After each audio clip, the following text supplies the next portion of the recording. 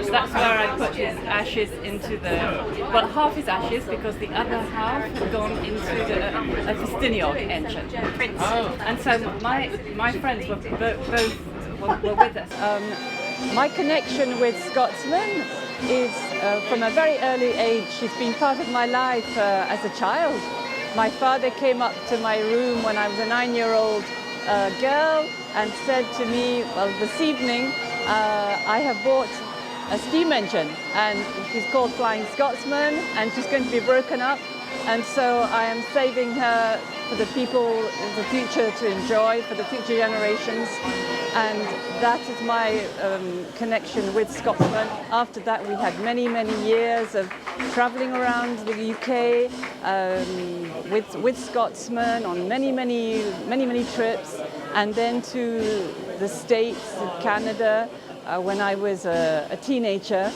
And so Scotsman actually is really part of my life. She was considered part of the family when I was a child. Where did you go in Canada and in the States? Well, the train, the Flying Scotsman, the whole train went from Boston to Houston, then up to the Great Lakes, round the Great Lakes, and then across and down to San Francisco. And I was at school most of the time, but I was on the last part around the Great Lakes, Canada, and then across the Rocky Mountains and Scotsman, and down to San Francisco. I was on that last part of the journey. It's absolutely wonderful to see the observation car again, particularly in such good condition. It's just had a complete refurbishment and it's looking beautiful.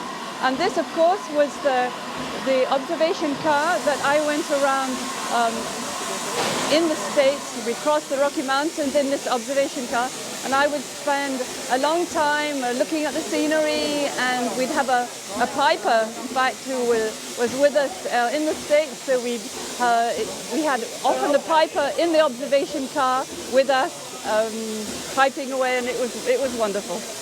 So you've got a piper with you? And we have a piper with us today, yeah.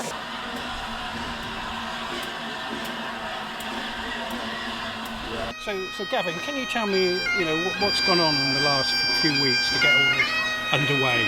Oh, there's been a tremendous amount of preparation by our staff and our volunteers to get carriages ready to operate, to make arrangements for the additional loco to come and visit the line, ordering in coal and other supplies. So there's a lot of preparation goes into it.